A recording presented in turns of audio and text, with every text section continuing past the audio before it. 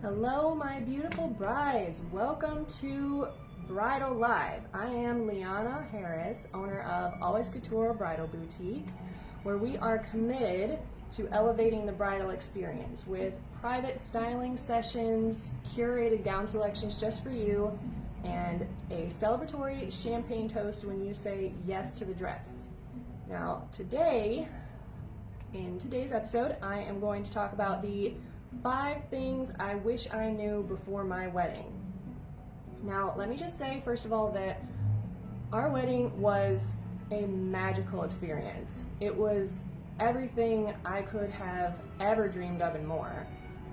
But every bride looks back on her day and thinks, if there were just a couple of things we could change, we probably would. And starting with number 5, girls, break in those shoes. This goes for guys too. You don't want to get to your wedding day and have blisters on your feet all day because you forgot to break in your shoes. Now, I have a pro tip for you for just such an occasion. Excuse me.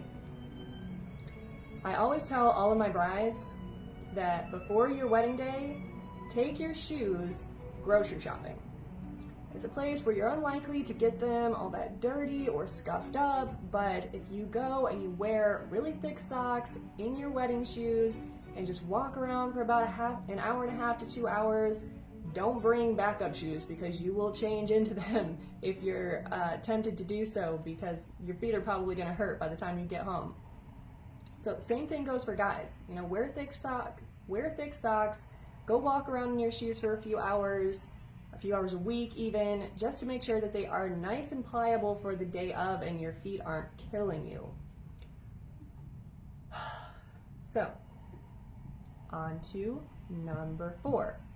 Do those trials. Now, I am one of those people where I tried to get away with paying for and doing as little as I could because I had so much going on, and we only had about 4 months to get all of our wedding planning complete in the time that we were given, just because we had already decided on our date when we decided to get engaged. And sorry, I'm rambling, but back to the point. I went through the hair trial and the makeup trial, but one thing that I really kind of skimped on was my nails. So hold on one second, my music has stopped.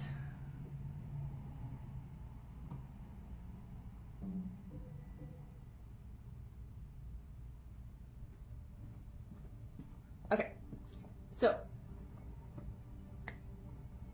back to the point. Nails. I did not spend enough time figuring out the right person and the right type of style for my nails. So I ended up going to a salon that I'd been to a couple of times, but I don't really get my nails done all that much. So I wasn't that familiar with the process, so I tried to go a few months in advance and get a couple of trials done, but it wasn't enough.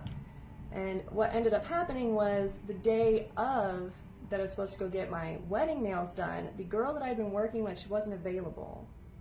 So I actually ended up with somebody who was brand new, didn't know it was my wedding the next day, and didn't know the vision that I had for the nails that I wanted. So what she started doing was taking off the nails that I had just gotten on like a couple of weeks before, which if you've ever gotten your nails done before is a really tedious and difficult process. You have to soak them. Anyway, long story short, the girl ended up splitting my nail all the way up to the cuticle. It was bloody and really painful. And by the time all said and done, it took 3 hours to get my nails done, and they were not what I wanted. They had done some weird like 3D design that I really didn't like, and there was nothing I could do. The wedding was the next day, so it was just one of those things that I had to chalk up to things go wrong. But it's just something that I'm hoping that you guys can learn from.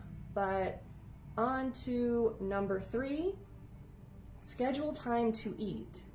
And I'm not just talking about the reception, which I'll get to in a minute, but make sure that somebody is kind of your point person, the person that is making sure that you get taken care of on your big day. And one of the biggest ways that they can take care of you is making sure that you eat.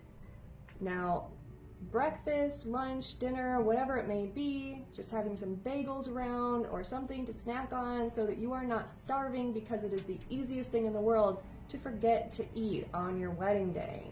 There's so much going on, you're busy, you're talking to people, you're getting your hair done, you're getting your makeup done, and you can go the whole day without eating a thing, which will be very difficult when you're sitting up there really nervous in front of all of those people and you feel a little lightheaded because your blood sugar drops because you haven't eaten all day. Now, that's also something that you really want to make sure you do at your reception. So one of the biggest things that I hear from all of my brides, and it happened to me, it probably happens to everybody to some degree, but we all say, oh, I'm gonna set aside time, I'm not gonna pay for all of this food and then not get to eat it. Well, it happens to the best of us. So what you really have to do if you want to enjoy that food is set your table a little farther away from everybody else's table so that you can get some time to yourself. Even assign some people to say, hey guys, leave them alone for a few minutes, let them have their meal, and then they'll be around to say hi to everybody at their tables or take pictures or whatever. Well, what happened to us is that we didn't do that. So we ended up, by the time we got done with our first dance and tried to sit down to eat, signing the marriage license, cutting the cake, taking pictures with everybody, and then by that time people were starting to leave and we were saying goodbye to people, and we never really got to sit down and eat our meal. By the time we wound up sitting down, it was like 2 o'clock in the morning because we had an evening wedding and we're sitting there eating a cold plate of food. So my advice to you would be, make sure that your bridal party, your best man, your maid of honor, whoever it is that's taking care of you for the day, just kind of guards the table while you're having your meal. Give it like 20 minutes, that's all you need. Sit down, eat really fast, and then you can go about doing all of the other things that you have to do for your wedding, like greeting your guests, spending time with them. And then number 2, segues, not my best thing. I was unaware that when you hire a photographer, you're supposed to give them a shot list, a list of pictures that you want to have taken at your wedding. Now, I just assumed that, you know, all the basic ones were standard, but apparently that's not the case, especially when you go a little more artistic like I did and you hire somebody who's maybe a little bit of an alternative style rather than a traditional style. Now, I wanted that. I wanted the artistic vision that she had, and my photographer did a wonderful job, don't get me wrong, but I never gave her the list of like all of the shots that I was hoping to get on the day. And so when we got our pictures back, there were a lot of things missing. A lot of pictures with the family that I had hoped that we would get, you know, pictures of me walking down the aisle, pictures in the entire dress, you know, seeing, you know, the train flowing out and everything like that. So, you know, just make sure that you are very clear with your vendors, all of them, about what you expect, about what you want, and if you have to, put it in writing. And then, of course, number 1, hire a day of coordinator. Now, I am right there with you with all of my budget brides who want to save that extra money and do it themselves. Well, I thought I could handle everything. I thought I could get everything done, you know, a couple of days in advance, a day in advance, to make sure everything was done and I didn't have to think of anything on the wedding day. Well, I was wrong.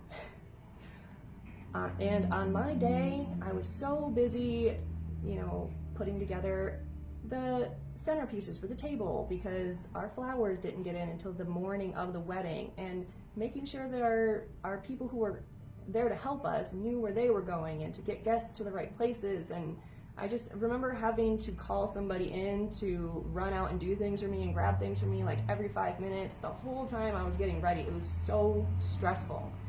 And it's one of the biggest things that I regret not doing, is just spending that little extra money so that someone else could be there who had been to weddings before, who had this professional experience, who could have gone and done all of those little things and handled that stuff for me.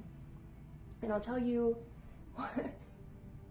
if this is any indication to how great our wedding was, these are such little tiny things that went wrong but it's that kind of stuff that just kind of gets on your nerves and nags at you a little bit.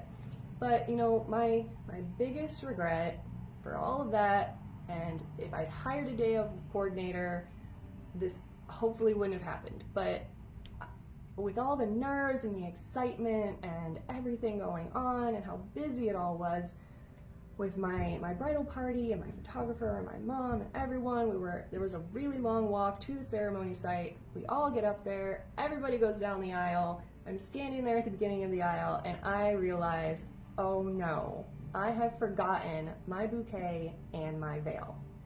So I walked down the aisle without either of those, and it's something that just absolutely haunts me.